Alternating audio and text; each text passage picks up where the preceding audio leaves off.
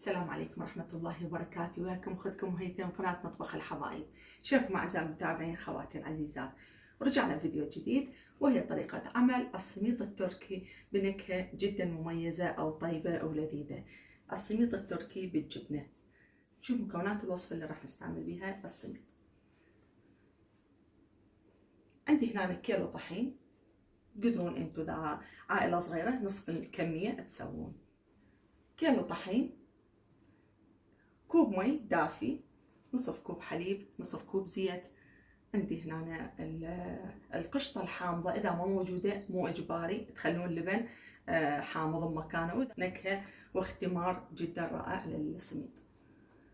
3 ملاعق سكر، نصف قالب خميرة، أنا من هاي الخميرة العجينة المستعملة دائما أقول لكم عليها، أو ظرف خميرة باكيت خميرة العادية. ملعقة شاي ملح. الجبنة الكريمية، هاي الجبنة الكريمية راح استعملها اني، بس حبيت اشوفكم شكلها. هاي الجبنة الكريمية، اي جبنة كريمي عندكم. ما عندكم جبنة كريمي جبن كيري، ما عندكم جبن كيري جبن مثلثات 4 قطع تحطون او 5. انا هنا ضايفة 3 ملاعق. وللتزيين عندي هنا دبس، اذا ما عندكم دبس تمر تقدرون تخلون دبس الخرنوب او دبس التوت، اي دبس عندكم مو اشكال. وهنا أنا عندي سمسم للتزيين، ما محمصته لان ما يحتاج تحميص من خلال الشوي، وراح يتحمص. اذا حمصناه بالبدايه وراح ندخله للفرن راح يحترق ويانا وينطي لون غامق. شوف طريقه العمل. راح نبدي بسم الله نضيف المواد السائله. عندي المي كلش دافي، يعني شويه حراره بيه.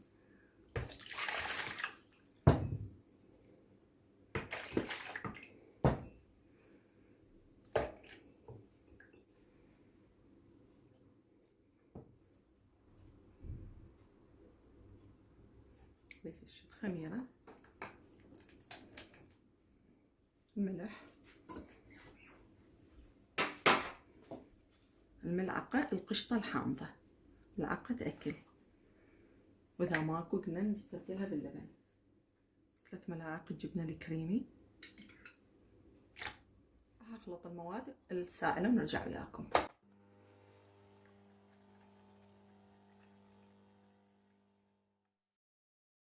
بعد ما خلطنا المواد السائلة راح نضيف الطحين شوية شوية.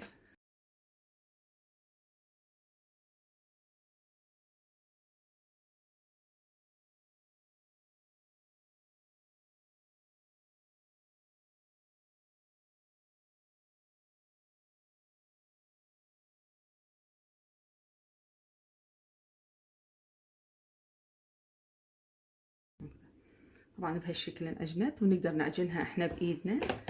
ضفت لها اني ربع كوب مي، لان كانت العجينة ناشفة الطحين يحتاج مي، يعني كوب وربع مي بنصف حليب. عجينة كلش حلوة، خلينا نعجنها بايدنا. وراح نغلفها بكيس نايلون، نلمها للعجينة ونلفها بكيس نايلون ونتركها تختمر ساعة كاملة أو حسب حرارة الجو لحد ما ترتفع ويانا ونرجع وياكم.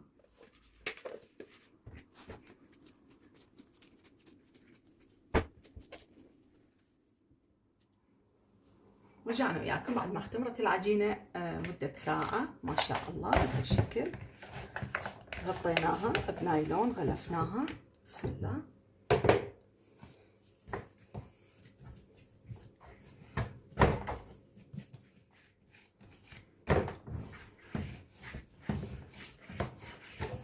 نبلش نشتغل بيها.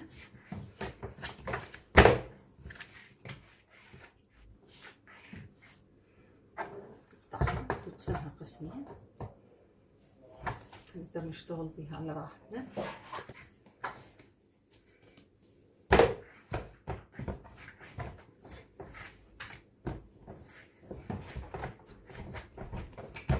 شوي نفرغها من الهواء.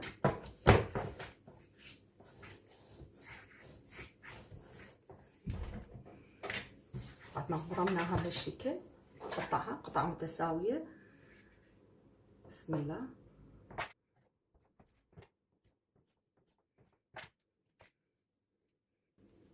نشكلها بهالشكل على شكل. على شكل كرات، نتركها ترتاح، ما نضغط عليها كلش، نفرغ الهواء من عندها، نلمها لم بهالشكل.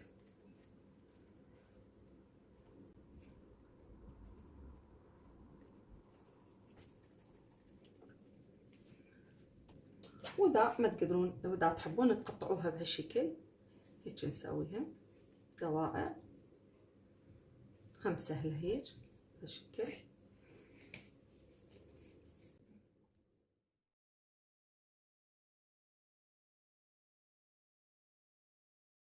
وهاي بعد ما قطعناها تركناها ترتاح بهالشكل، غطيناها، لازم نغطيها حتى ما تنشف ويانا. راح نبدا نشتغل بيها.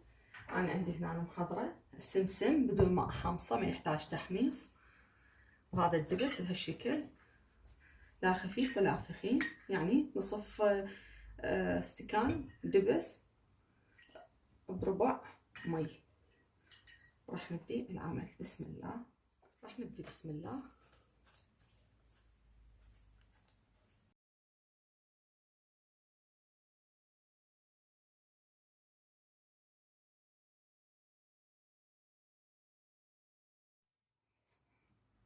شويه زيت راح نخليه حتى يساعدنا بالمد.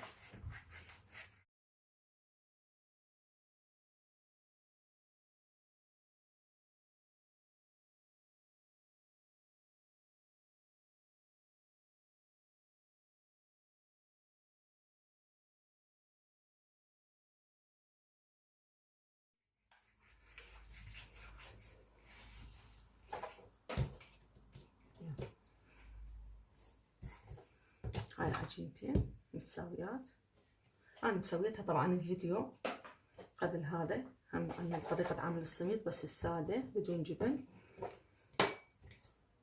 راح نشتغل بيها.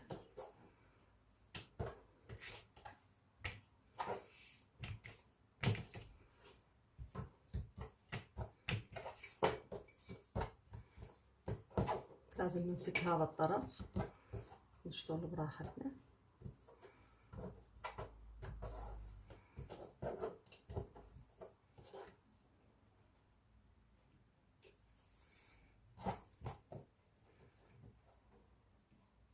لهذا الطرف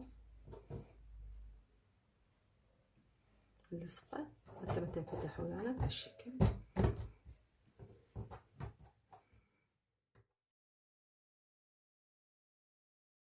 راح نسوي وحدة ثانية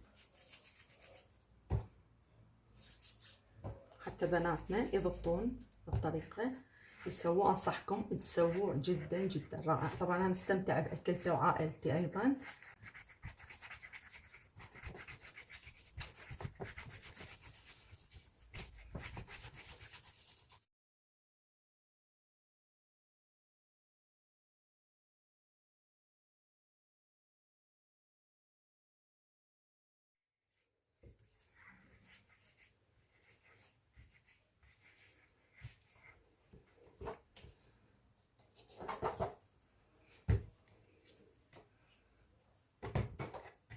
حتى لو ما نمسك الطرف، أنا بالنسبة لي ما، حتى لو ما أمسك الطرف أقدر أسيطر عليه هالشكل.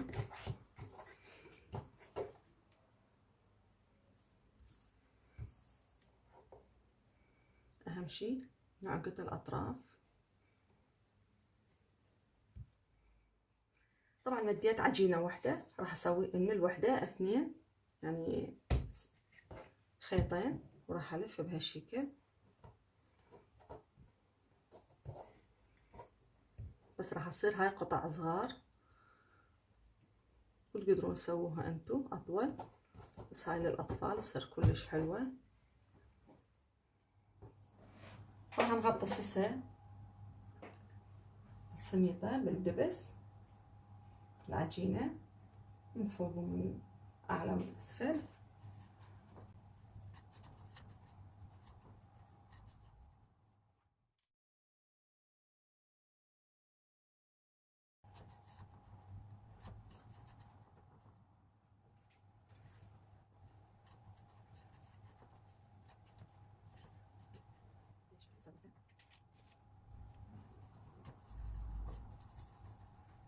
بعد ما كملنا تشكيل الصينية راح نتركها تختمر نص ساعة بهالشكل، نغطيها ونتركها ونرجع وياكم نشويها.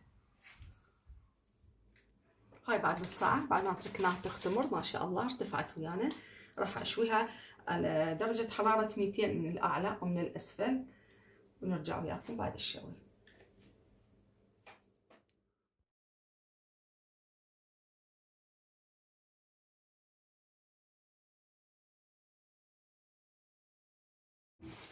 وهذا شكل طبقنا النهائي، السميط التركي بالجبنة الكريمي، فد شي رائع رائع. طبعا أنا من عشاق السميط، وكل ما اكل السميط اتذكر اني بتركيا، فد شي رائع مثل ما شفتوا، هش وخفيف. سويته بهالنقشة وما احتاجينا نحمص السمسم.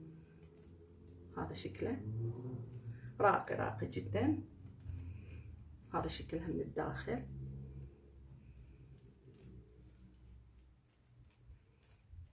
هشه